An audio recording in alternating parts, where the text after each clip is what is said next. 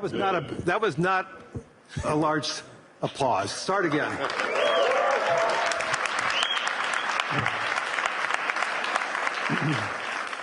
That's better. Thank you.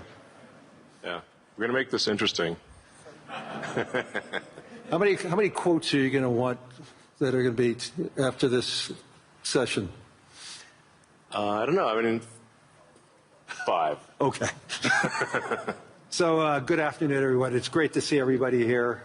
It's been an amazing week here in Davos. Hopefully everybody saw that we are having conversations here. Hopefully everybody agrees. There are some conversations that we may have disagreed. There's many conversations that we may have agreed.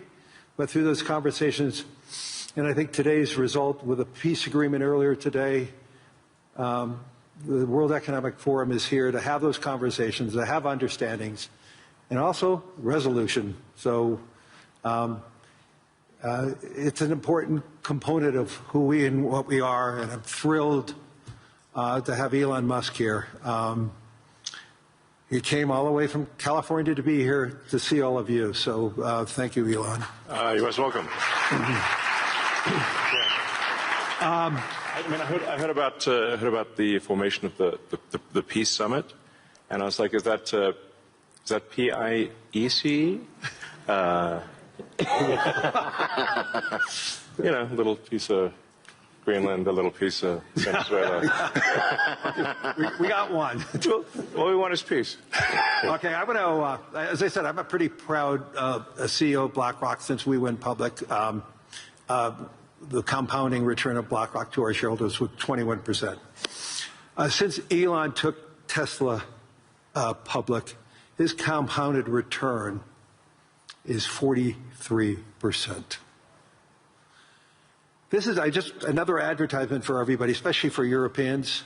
This is why more citizens should be investing with growth, investing with their countries.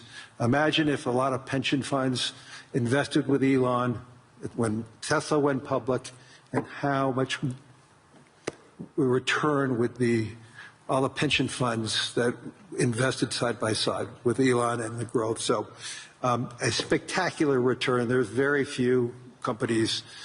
Well, I don't think there's any other company as large as Tesla today that has that compounded return. So congratulations. Oh, thank you. It's a good measurement.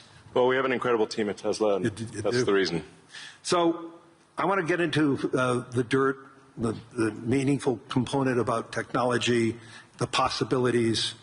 I want to talk about AI and robotics, energy, space, and the progress ultimately coming down to engineering discipline, scale, execution. And few people, if not anyone, has the experience and the fortitude to confront these issues head on. Not just the ideas, but the execution across so many different technologies, Elon, and that's why I thought it was important for us to have this dialogue here in Davos. So you're presently building on AI, on robotics, on space, on energy, all at the same time. When you look across those efforts, what do they have in common from an engineering standpoint?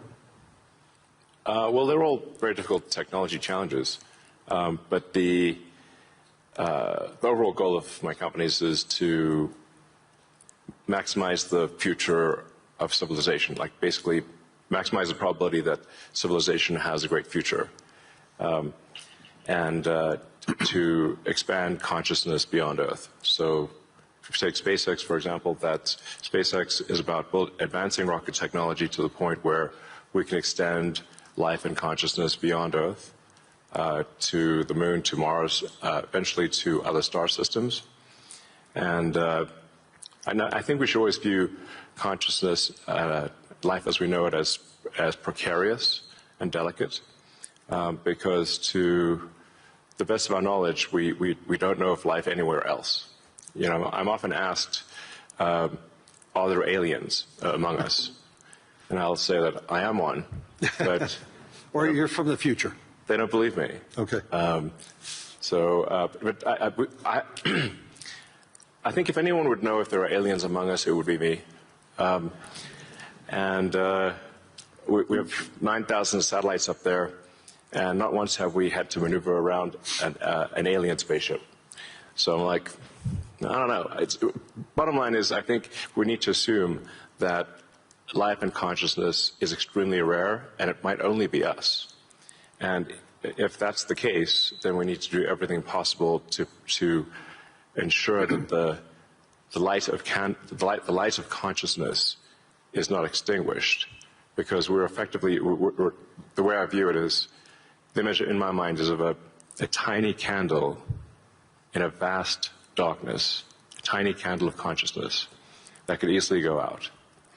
And that's why it's important to make life multiplanetary, such that if there is a natural disaster or a man-made disaster on Earth, that consciousness continues. That's the purpose of SpaceX. Tesla is obviously about sustainable technology, and also at this point we've sort of added to our mission sustainable abundance. So with robotics and AI, this is really the path to abundance for all. If you say, people often talk about solving global poverty, or essentially how do we give everyone a very high standard of living. I think the only way to do this is AI and robotics, which doesn't mean that it is without its issues. I mean, we need to be very careful with AI. We need to be very careful with robotics. We don't want to find ourselves in a James Cameron movie, Terminator. He's got great movies, love his movies, but we don't want to be in Terminator, obviously. If you have ubiquitous AI that is essentially free or close to it, and ubiquitous robotics, then you will have an explosion in the global economy, an expansion in the global economy that is truly beyond all precedent. Elon, can that expansion be broad? Yes. Or is it narrow? And how can that be created? How can it broaden the global economy? Yeah, I mean, a way to think of it is that if you have a large number of humanoid robots, the economic output is the average productivity per robot times the number of robots. Right. And actually, my prediction is in the benign scenario of the future that the robots will actually make so many robots in AI that they will actually saturate all human needs. Meaning you won't be able to even think of something to ask the robot for at a certain point. There will be such an abundance of goods and services, because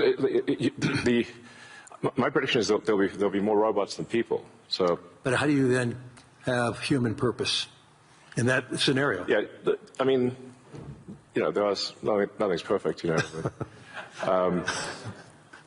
but it is a necessary. You can't have both. You can't have work that has to be done and amazing abundance for all. Because if it's work that has to be done, then you and only some people can do it, then you can't have abundance. Then it's narrow. It's narrow, yeah. Exactly. So, but if you have billions of humanoid robots, and I think there will be, I think everyone on Earth is going to have one and going to want one, because who wouldn't want a robot to, assuming it's very safe, watch over your kids, take care of your pet. If you have elderly parents, a lot of friends of mine said they have elderly parents. It's very difficult to take care of them. Expensive. Yeah, it's expensive, and there just aren't enough people to take care of there aren't enough young people to take care of the old people. Right. So if you had a robot that could take care of and protect an elderly parent, I think that would be great. That would be an amazing thing to have. I think we will have those things. So, overall, I'm very optimistic about the future. I think we're headed for a future of amazing abundance, which is very cool. And and definitely we are in the most interesting time in history. I think there's a more interesting time in history. So. Can you and I reverse aging in this new history, or are we going to see it? I haven't put much time into the aging stuff. I do think it is a very solvable problem. Like you can, I think when we figure out what causes aging, I think we'll find it's incredibly obvious. It's not a subtle thing. The reason I say it's not a subtle thing is because all the cells in your body, with some pretty much age at the same rate. Good. I've never seen someone with an old left arm and a young right arm ever in my life. So why is that? That means that there must be a clock, a synchronizing clock, right, that is synchronizing across 35 trillion cells in your body.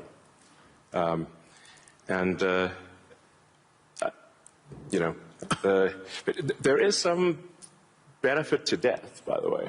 It's like there's a reason why we don't actually have a longer lifespan, because if people do live forever for a very long time, I think there's some risk of an ossification of society, of things just getting kind of locked in place, it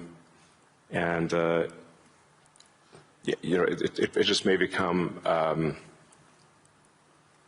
stultifying, just not lack vibrancy. But that said, do I think we'll figure out ways to extend life and maybe even reverse aging? I think that's highly likely. I'm looking forward to that. Yeah. In the future that you talk about, the AI models, autonomous machines, rockets, depends on massive increases in compute, massive increases in energy, expensive energy, manufacturing scale. What are the bottlenecks to get there? And then, once again, with all that expenditures, again, how can we make sure that it's broad and not narrow?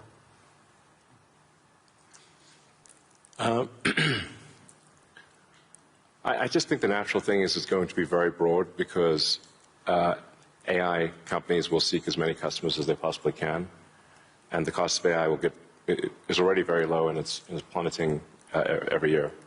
I mean, the cost of AI is almost meaningfully changing on a month-to-month basis. There's open models now everywhere. Yeah. Yes, there's open models, and the open models only lag. They're maybe a year behind, right, the sort of closed models. So I think the AI companies will seek as many customers as possible, which means they'll provide AI to the world. But the cost of getting to there, the compute, the chips, the fab, the powering, that to me, what are the those are huge. The limiting factor. Yeah, I think the limiting factor for AI deployment is fundamentally electrical power. It's just right. It's energy. Yeah. I mean, we're seeing the rate of AI chip production increase exponentially, but the rate of electricity being brought online is 3%, 4% a year, max. Yeah. It's clear that we're very soon, maybe even later this year, we'll be producing more chips than we can turn on. Except for China. China's growth in electricity is tremendous. They're building 100 gigawatts of nuclear as we speak. Actually, solar is the biggest thing in China. So I believe China's production capacity on solar is 1,500 gigawatts a year, and they're deploying over 1,000 gigawatts a year of solar. Now, for continuous solar load, you divide that by roughly, 4 or 5. Call it that's around 250 gigawatts of steady-state power paired with batteries.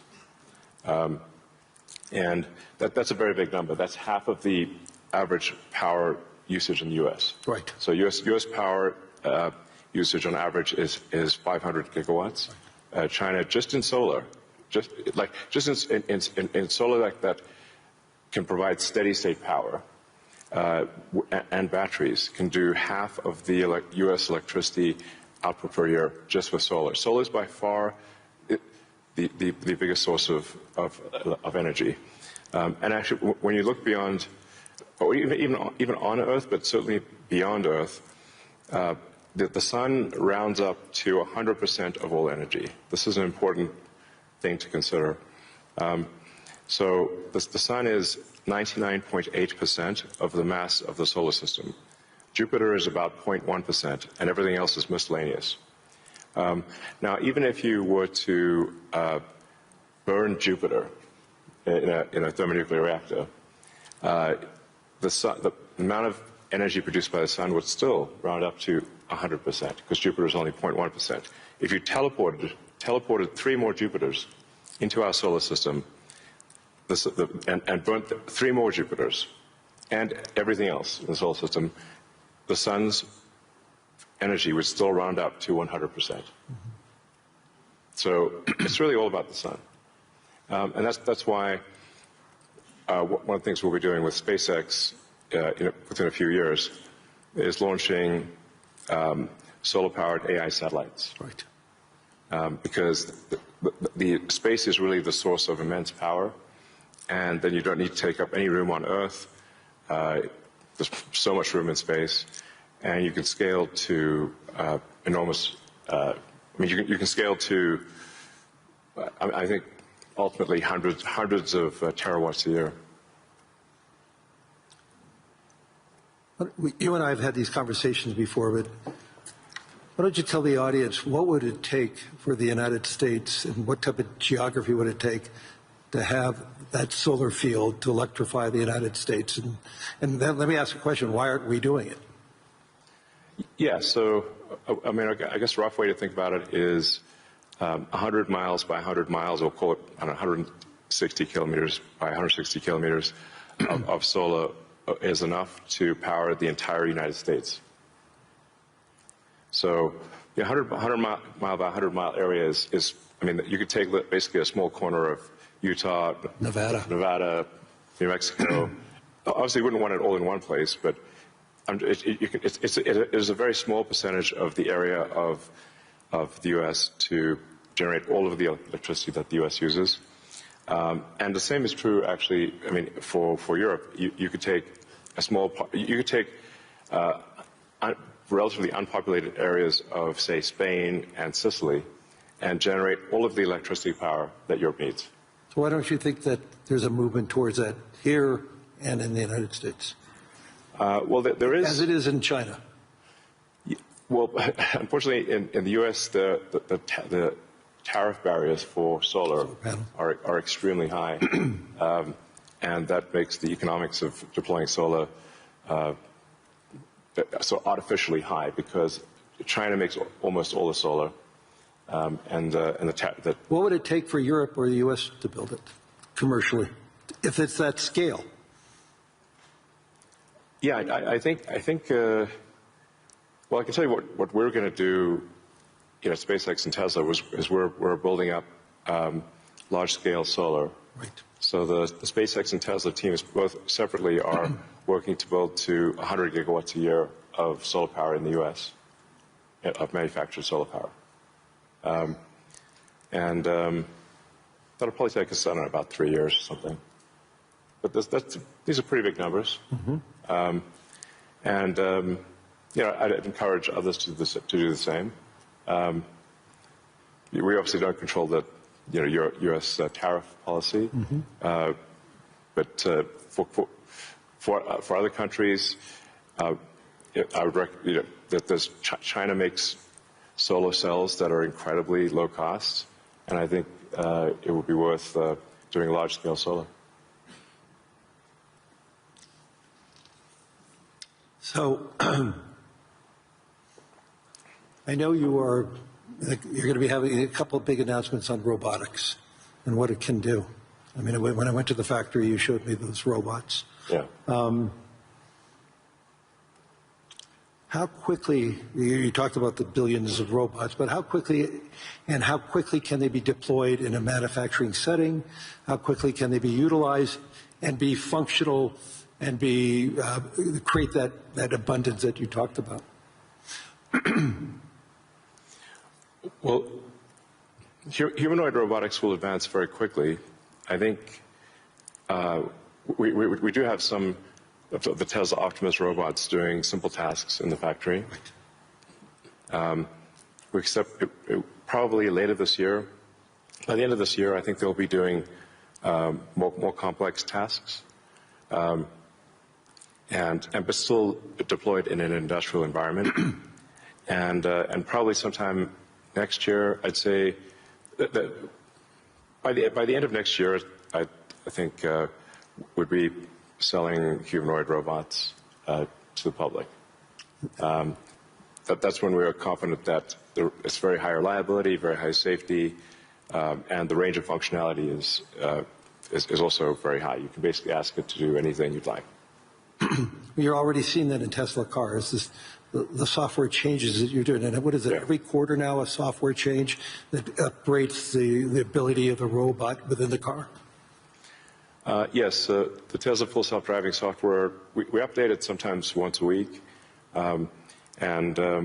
recently some of the insurance companies have said that it is actually so safe when Tesla Full Self-Driving is so safe that they're offering customers half-price insurance if they use Tesla Full Self-Driving in their car. And that can be monitored by the insurance company? Is that part of the agreement then? Yeah. I think self-driving cars is essentially a solved problem at this point. Right. And Tesla's rolled out a sort of robotaxi service in a few cities, and Right. will be very, very widespread by the end of this year within the U.S. And then we hope to get supervised full self-driving approval in Europe hopefully next month. Really that quickly? Yeah, and then maybe a similar timing for China, hopefully. I want to move to space because historically space is very capital intensive. It historically been done by governments. Obviously SpaceX changed the whole model. But we've seen it slow to scale, and now I'm starting to see it ramping up in what you're doing and other things. Talk to us about the automation and AI, how it's changing the economics in building and preparing for us in operating in space. Sure. Well, the key breakthrough the major breakthrough that SpaceX is hoping to achieve this year is full reusability. So no one has ever achieved full reusability of a rocket, which is very important for the cost of access to space. We've achieved partial reusability with Falcon 9 by landing the boost stage. We've now landed the boost stage over 500 times. But we have to throw away the upper stage. The upper stage sort of burns up on re-entry for Falcon 9. So, and the cost of that is equivalent to a small to medium-sized jet. So, but with Starship, which is a giant rocket, it's the largest flying machine ever made. That's a rocket that you're using for the idea of going to Mars, right? Yeah, Mars and the Moon, as well as for high-volume satellite stuff. So, Starship. Hopefully this year we should prove full reusability for Starship, which will be a profound invention because the cost of access to space will drop by a factor of 100 when you achieve full reusability. Right. It's the same sort of economic difference that you would expect that, between, say, a reusable aircraft and a non-reusable aircraft. Like if you have to throw your aircraft away after every flight, that would be a very expensive flight. But if you only have to refuel, then it's the cost of the fuel. And so that's really the fundamental breakthrough that gets the cost of access to space, we think, below the cost of freight on aircraft. So, you know, under $100 a pound type of thing easily. Wow. So it makes putting large satellites into space very low, very cheap. And then when you have solar in space, you get 5 times more effectiveness, maybe even more than that, than solar on the ground, because it's always sunny. It's cold. It's always sunny, so you don't have a day-night cycle or seasonality or weather, and you get about 30% more power in space because you don't have atmospheric attenuation of the power. Right. The net effect is solar is 5 times more. Any given solar panel will do 5 times more energy in space than on the ground. Is there any capacity in doing that and taking that power and bringing it back to Earth? Is there any way of doing that, or you're just taking that power and utilizing it for the needs, like building AI data centers in space?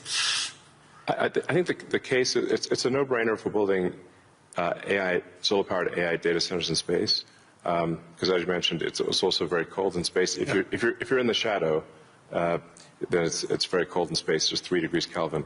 So you just have solar panels facing the sun, and then a radiator that's pointed away from the sun, so it has no sun incidence, and then it's just cooling. It's a very efficient cooling system. So net effect is that the lowest cost place to put AI will be space, and that'll be true within 2 years. Maybe 3 at the latest. Wow. So looking 10 or 20 years out, how would you describe success with AI or space technology, and where do you see it? Are you more certain what's going to happen in the next 3 years or 5 or 10? I don't know what's going to happen in 10 years, but the rate at which AI is progressing, I think we might have AI that is smarter than any human by the end of this year, and I would say no later than next year. Wow. And then probably by 2030 or 2031, call it 5 years from now, AI will be smarter than all of humanity collectively. We only have a number of minutes left, but I want to humanize you for a second. So there's no speculation that you're a joke about peace. Right. I want to. I would frame this question by: you are the most successful entrepreneur, industrialist in the 21st century, maybe beyond. I want to really get this. What inspired you? Who's inspired you? What was the foundation of your curiosity? And importantly, was there an aha moment, an epiphany at any time in your life and career? Well, as a kid, I read a lot of science fiction, sci-fi, fantasy books. Yeah, we talked about and comic books, and I always liked technology. I didn't expect to be where I am today. This seems incredibly implausible. But I was inspired by reading about books about the future, about science fiction, and I guess I want to make science fiction not fiction forever. At some point, turn science fiction to science fact, we want to have like Starfleet and Star Trek, really for real, like where we actually have giant spaceships traveling through space, going to other planets, traveling to other star systems. I'm just interested if I could be beamed up to go back to New York. I'd like to just be beamed back to New York instead of flying. Yeah. Talking about Star Trek. No, I guess my essential, what I would call the philosophy of curiosity. I'd like to understand the meaning of life. Is the standard model of physics correct regarding the beginning of life, beginning of existence, and the end of the universe? What questions do we not know to ask that we should ask? And AI will help us with these things. So I'm just trying to understand how do we get here? What's going on? What's real? Are there aliens? Maybe there are. And if we've got spaceships that are traveling to other star systems, we may encounter aliens, or we may find many long-dead alien civilizations. But I just want to know what's going on. I'm curious about the universe, and that's my philosophy. Do you see yourself ever going to Mars in your lifetime? Yeah, I mean, I would say like, That's a long commitment. I've been asked. Isn't that 3 years each way? It's 6 months. 6 months, that's all it is? Yeah, 6 months, but the planets only align every 2 years. Okay. So, yeah, I've been asked a few times, like, do I want to, die on Mars? And I'm like, yes, but just not on impact.